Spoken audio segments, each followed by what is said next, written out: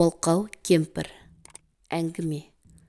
Түс ауа егістікке суалып келген Сүлеймен бел жазбалайын деп төсекке жантая кетті. Шаршағаны біліп тұр. Сілесі қатып ұйқыға шомды. Түскі асын ішкесін аздап көз шырымын алатын әдеті болса да, күндегідей емес, осы жолы ұйқысы қатты болды. Құдай қосқан қосағының ұйқысын бұзып алмайын деді ме, Керімбала үйге кірмеді. Үй артына жиналған тезектен бір қап тезек әкеліп, қазанның астына от жақты. Іштей күбірлеп бірдеңені айтып жүр. Бірақ оны өзінен басқа ешкім естімейді. Үйдің бар шаурасын өзі атқарса да, үстіне кір жуытпайтын өте кірпияз. Аққұба келген бойшаң сұлулығын бет жүзінен байқауға болады. Жасы шамалап қалса да сыны кетпеген. Көрші құлан тұрмақ ауылдағы ағайын бетіне тіке сөйлей алмайды. Мінезі де жоқ емес. Тәкаппарлығы бір басына жетіп артылады. Өсек аяңға жоқ, бірақ кесіп айтады. Сонысынан ба, бірде екілі замандасы болмаса, көп ешкім жуықтай қоймайды. Кейде көңілі жадырап, шешіле сөйлеп, тісінің астынан зілді әзілін айтып қалатын кезі де кездеседі.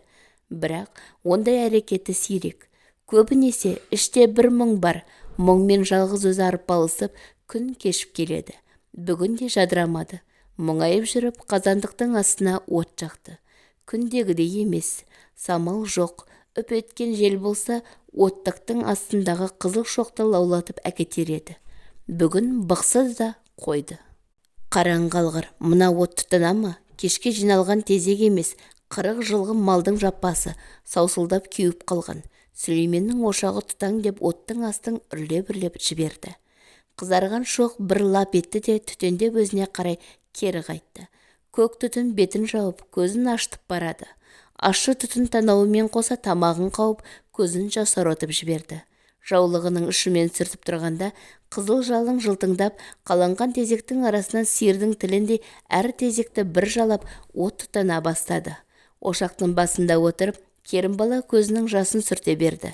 Басында түтіннен шыққанымен бұл жолы шынайы ыстық жас беттегі әжімдердің арасымен тарам-тарам болып арнаға түскен судай жылжып, жаулығының ұшына атанды. Қыс күні есіне түсті ме, қалың ойға шомылып, ыстық жалынға қарап үнсіз отыра берді. Керімбала Іле өзенін жағалаған Балғала руының қызы. Әкесі толыспай асқан дәулетті кісі болған деседі. Бұлымбай да қара жаяу емес. Текті жермен құда болам деп ұлы Сүлейменге 13 жасар Керімбаланы алып берген. Бар жастығы мен қызығы шағы өтсе де, үйде екеуінен басқа тірі адам жоқ. Отандасқандарына да көп жыл өтті. Алла екеуіне бір шақалақты бұйыртпады. Бағанағы Сүлейменнің оты тұтан деп шоқ үрлеп жүргені де осы. Жатса да, тұрса да жаратқанға жалбарынып, бір қызықты көрсет дегеніне 40 жылдан асып кетті. Сүлеймен де іштей қынжылғанмен сыртқа сыры білдірмейді. Қу тіземді құшақтап өтермін деген ой жиі мазалайды. Жазғаны осы шығар деп қыздай алған Керімбаласымен күн кешіп келеді. Отқа қарап мұңайып отырған Керімбала қазанның тасығанын естіп есін жиды. Сақырлап су қайнап, Сүлейменнің ас суын беруге қамданды. Қара қазанмен бірге сары самаурынды ызылдап, суы сыртына бұрқылдады. Керімбала бұл уақытта үйге кіріп, дастарханды әзірлеп, самаурынды да келді. Сүлеймен сол қатқан күйі орнынан қозғалмады. Әй, Сүлеймен, тұрсаңшы, шаңқай түсте жатқан төсегінен тұрмадың ғой. Өзің өліп қалғаннан саумысың? Күң еңкеймей шайыңды ішіп егістікті байқап қайтсаңшы деді. Керімбаланың даусы зілді шықты ма, шырт ұйқыда жатқан Сүлеймен басын жұлып алды. Өскенің болғыр, ерте оятсаң қайтеді? Қатып қалыппын ғой деп теңселіп барып құмағынан қолын алды. Беті қолын жуып дастархан басына келді. Екеуі ара шүйіркелесіп отырып шай іше қояйын деп еді, үстілеріне көршісі Күлғайша кіріп келді. Қашан келсең екеуің шай ішесіңдер де отырасыңдар. Бір-біріңсіз күндерің өтпей ме, әлде істейтін істерің жоқ па деп тілмен бір түйіріп өтті. Осы сенің тілмен аяң қатар жүреді екен. Елді мұқатпай шайға кел деп Керімбала сөзін аяқтатпай үстемелеп жіберді. Бір кесе ішсем де кетем. Біздің шал да шайдан өлгенде бір саморынды тауысып егіске кетті. Өткен жолы шай ішіп отырдым деп төменгі арпаны су басып қалған. Бүгін кетпенін сүйретіп ерте кетті ғой деп сақылдап күлді Күлғайша. Күлғайша көңіл ашар, жүрген жерін қағытып, қысыр сөзімен елді күлкіге бөктіріп жүреді. біздей тілімен талайды түйреп алған. Онысын өзі аңдамай қала ма, артынан сонысынан бармағын тістеп жатады. Әзілі көп, ешкімге әдейі кеп соқтықпайды. Бәрінің көңілін табамын деп қоржыны қалжыңға толы келіншек. Осы отырғанда да біраз әзілін боратып, тұнжырап отырған Сүлеймен мен Керімбаланың езуін жиғызбады. Тумасынан бір тоға көп әзілге езу тарта қоймайтын Сүлеймен Күлғайшаның әңгімесіне балаша күлді. Әзілдесіп отырып Сүлеймен орнынан тұрды. Өйтпесе Күлғайшаның әңгімесінің бітер түрі жоқ. Босағаға қоя салған кетпенін көтеріп, Сүлеймен егістікке қарай бет алды. Қызды-қыздымен әңгіме Сүлеймен мен Керімбалаға ауысты. Әй, Керімбала, мен бекерге келген жоқпын. Мен саған жау емеспін, замандаспын, әрі абысында болам. Көрші отырып, сенің зарың маған батады, деп бір әңгімені бастады. Бұл кезде Керімбаланың түрі суып, тағы не пәлені шығарғалы отыр дегенде сұстанып, Күлғайшаның бетін қайтармаққа бекінгенмен аузынан сөз шықпай, тілі күрмеле берді. Оған назар аударған Күлғайша жоқ, алдындағы шайдан бір ұрттап қойып, әңгімені бастады. Керімбала, сен менің ақылымды тыңда. Отандасқандарыңа 40 жыл болды. Ана Сүлейменді қу бас етпекпісің? Ол байғұстың да жасы келді. 60-ты алқымдап, қартықтың ауылына аяқ басты. Қанша ғұмыры бар, ертең қисайып қалса, аты ұшып қалады ғой. Өзі жалғыз, бауыры Білібайды білесің, соғыста шейіт болды. Одан қалған жалғыз қызы Мекетайды бауырыңа басқанымен ол да кетеді. Ертең шалың кетіп қалса, Мекетай тұрмысқа шығады.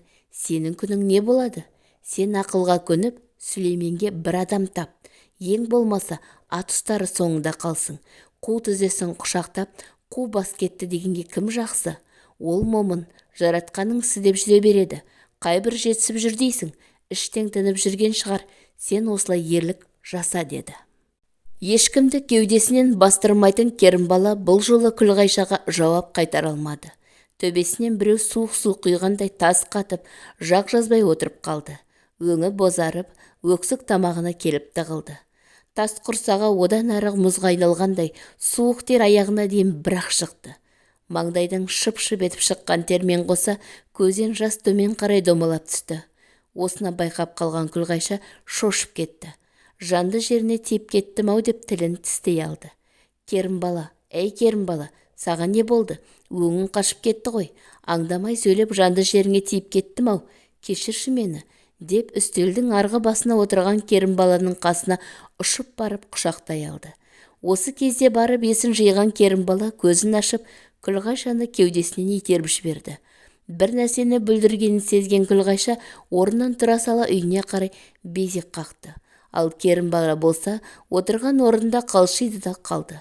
Аяқ қолы дірілдеп, көзі тұманданып, санасына түрлі ой келді. Сонша жыл бетіме ешбірі қарсы келмегенде, Күлғайшаның бұнысы несі? Бедеулігімді бетіме басқаныма?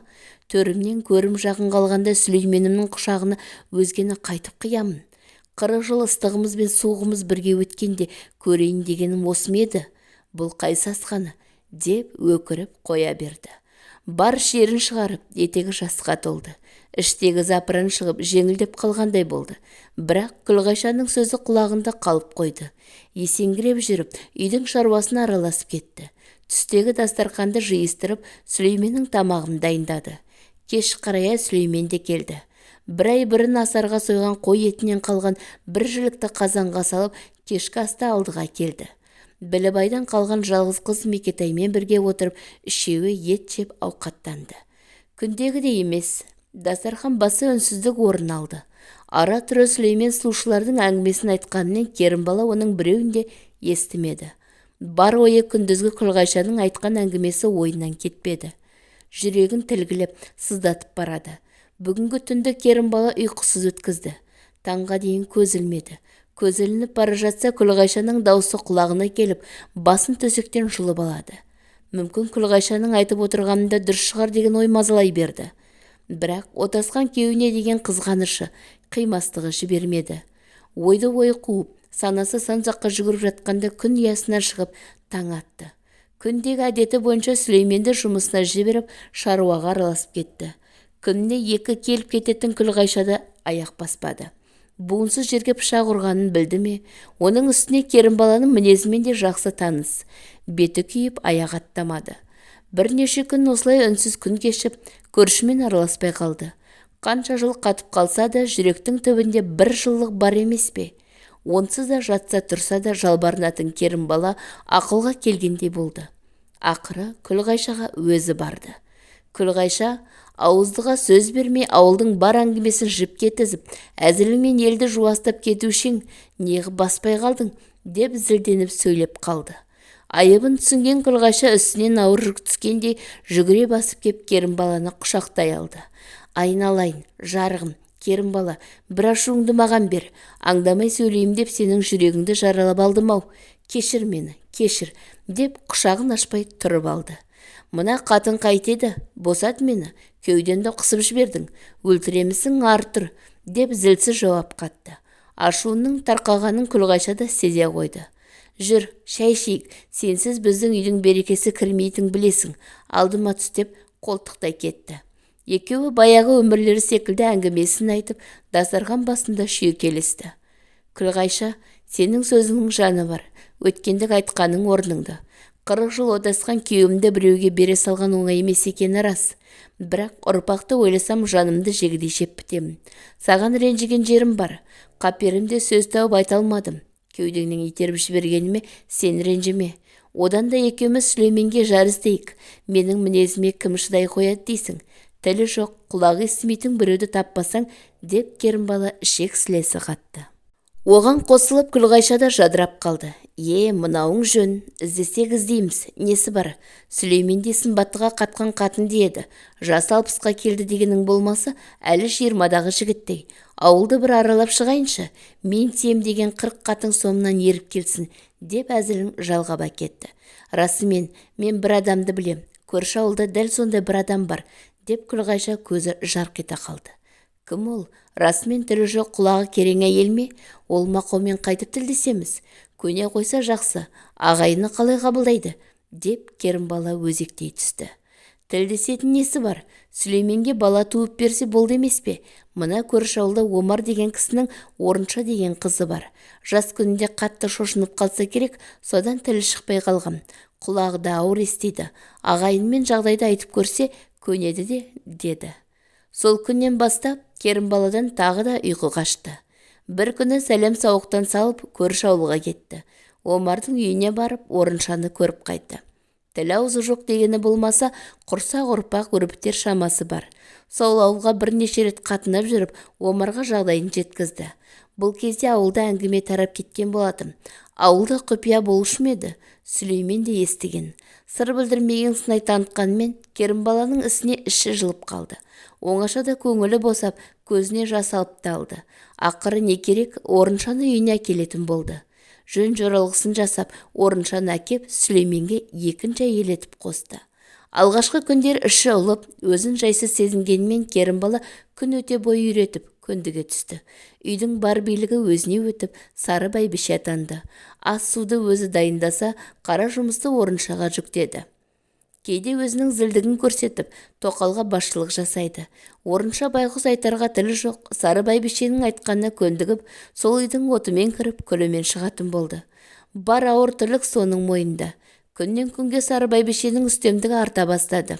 Араға 9 ай салып, ауыл болып Сүлейменнің баласының тойын тойлады. Тіпті Орынша босанған күні Сүлеймен таң атқанша ауылдың бар үйінің есігін қағып, сүйінші сұрапты.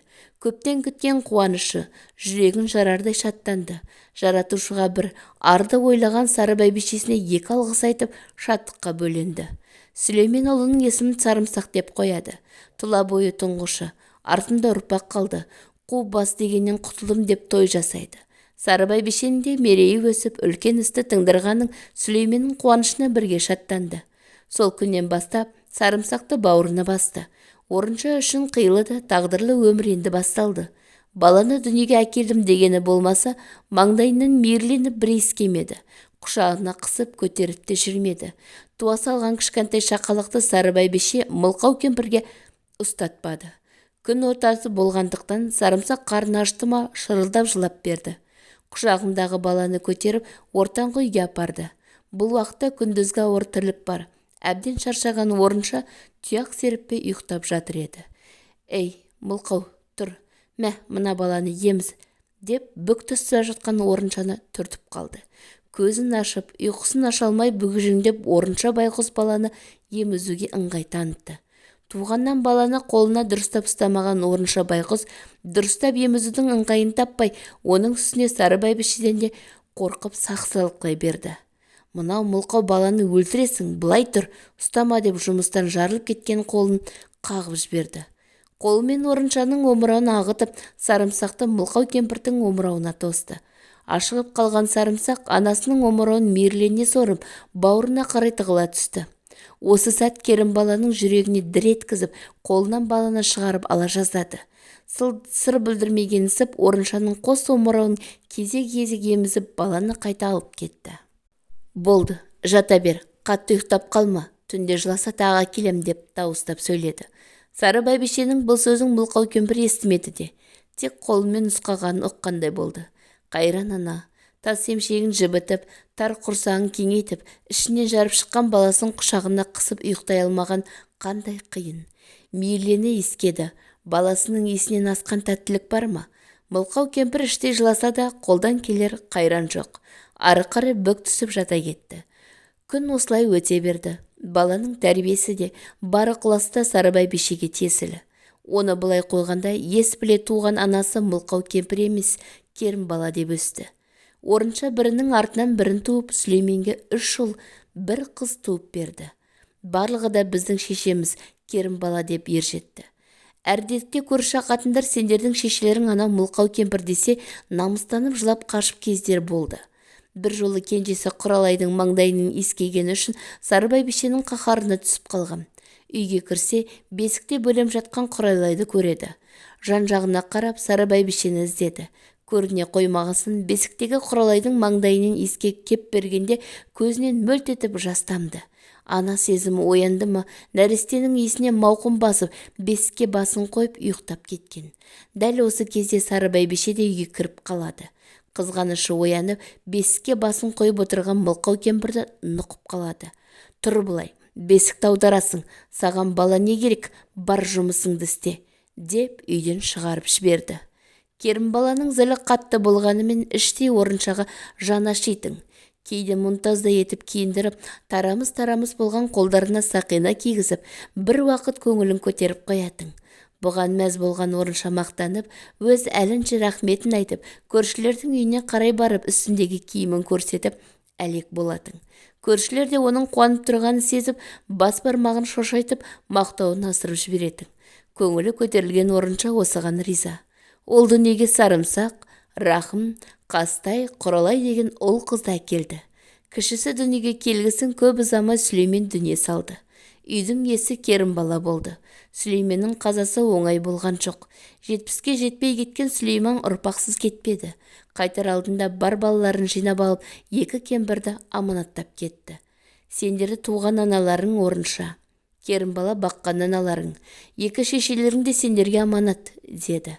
4 балада Орыншадан туған аналарының екенін шынайы білді. Жүректерімен сезді. Бірақ олар әлі жас еді. Оның үстіне баққан шешелерінің ықпалынан шықпай, соның қас қабағына көбірек қарайтын. Сүлеймен дүние салғасы мүлде ауыр болды. Шеттей бала мен мылқау кемпір Керімбаланың қолына қарап, ауыртпалық бір өзіне түсті. Тұрмыстың тауқыметі қиындай түскенде Керімбала мылқау кемпірді төркініне апарып тастады. Ай өтті, жыл өтті, өмір зулап жүре берді. Орынша да төркініне сіңісіп кетті. Ана емес пе, сағынышын басу үшін ауылға кеп, балаларының сыртынан көріп кететін еді. Үйге кіруге Сары бәйбішеден қорқып, жүрегі дауаламай сырттан кетіп жүрді. Мұны ауыл адамдары бірнеше мәрте байқап қалғаны бар.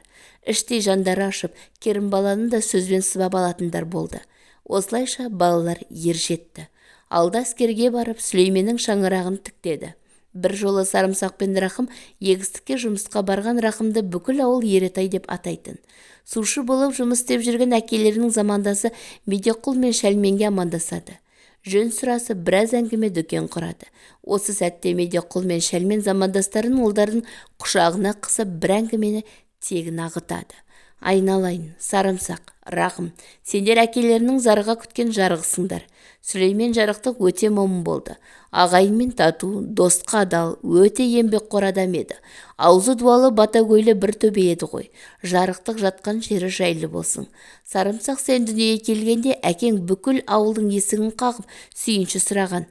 Қуанышы қойына сыймай жарты әлемге жар салып қуанып еді. Сол бір күн кеше ғана өткенде еді. Енді міне сендер дәу жігіт болдыңдар. Бір шаңырақтың иесісіңдер. Сендерге бір нәрсені айтайын. Ана туған аналарыңа жиі барып тұрыңдар. Ол бейшара сендерді жарық дүниеге әкелді ғой. Өткен жолы жолым түсіп сол ауылға барған кезде жұмыста жүрген орынша қасындағы қатындарға саусағын санап, менің 4 балам бар, мені алып кетеді деп жатыр екен. Тілі жоқ болса да жаны бар адам ғой. Ымдап айтып жатқанын мен түсіндім. Жанымды ашып кетті. Оның үстінде денсаулығы да кетіп қалыпты. Жасы да келіп қалды ғой. Шамаларың жетсе, қолдарың алыңдар. Айтайын дегенім осы еді, деді. Әкесімен бірге жүрген әкелердің бұл сөзі Сарымсақ пен Рахымның жүрегін толқытып жібергендей болды. Оның үстіне Сарымсақ жақында ғана шаңырақ көтерген болатын. Екі ақсақалдың сөзіне құлақ асып, Таңсарымен Сарымсақ қасына келіншегін ертіп, туған анасының үйіне барды. Қасына келіні ертіп барған Сарымсақты көрген орынша қалбалақтап жүгіріп келіп, құшақтай кетті. Қолынан сүйіп, қуанып, мауқын басты. Келінін көріп маңдайынан иіскеді. Аңылдап, қолымен сермеп бір нәрселерді жеткізгісі келеді. Қолынан сүйреп, ескі қораға қарай жүрді. Бүгежеңдеп барып қораның бұрышына қазып тығып қойған бір орамалды алып шықты. Ұлы мен келіннің қолына ұстатып, аш дегенде ишара танытты. Жарығым-ай, ана жүрек емес пе? Төркінінде жүріп ұл қызын ойлаған. Жастайынан мейірімге қанбаса да, балаға деген махаббаты ерекше. Жылдар бойы істеген еңбек ақысынан тығып, кілең бақыр тиынды жинап, ұлы мен келіннің қолына ұстатқан Сарымсақтың көңілін толқытты. Керімбаланың ашуынан бір ығып, көңілінен бір ығып, туған ананың махаббатын сезбеппін ғой. Көңілінен айналдым. Анашым деп құшағына қысты. Ұлы мен келінін көріп, көңілі жадырап қалған орынша біразға дейін қуанып жүрді. Маңайындағы қыз келіншекке мәз болып, ұлының келгенін жеткізді. Бірақ ауруы күннен күнге дегенге үдей берді. Анасының ауырып қалған естіген ұлдар келіп бір жола үйлеріне алып кетті. Үйге кетеміз, алып кетем деп Сарымсақ пен Рахым келгендігі орыншаның қуанғанын көрген ауылдастары көз жастарына ерік берді. Байғұстың өміріндегі ең бақытты сәті осы шығар. Жарық дүниеге нәресте әкелгенде былай шаттанбаған болар. Ал бүгінгі бақыт мәңгілік есінде қалары сөзсіз. Мылқау кемпір сары бәйбішенің үйіне келгенімен көпке жүрмеді. Науқастанып келген орынша сәл болып төсек тартып жатып қалды. 3 жылға жуық төсек тартқан аналарын балалары балапандай қорғаштап бағып қақты. Амал қанша, ақыры дүние салды. Туған анасын арулап мәңгілік сапарына шығарып салды. Перзенттік парыздарын өтеді. Мылқау кемпірді жерлеп келіп отырған күні Керімбаланың замандастары сары бәйбішені сөзбен түйіріп қағытып қоймады.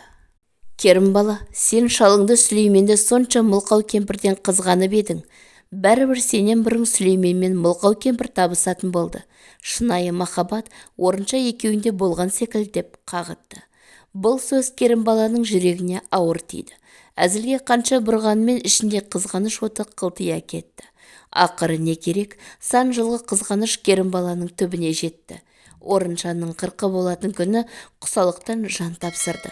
Керімбала да Мылқау кемпірдің соңынан мәңгілік сапарға аттанды.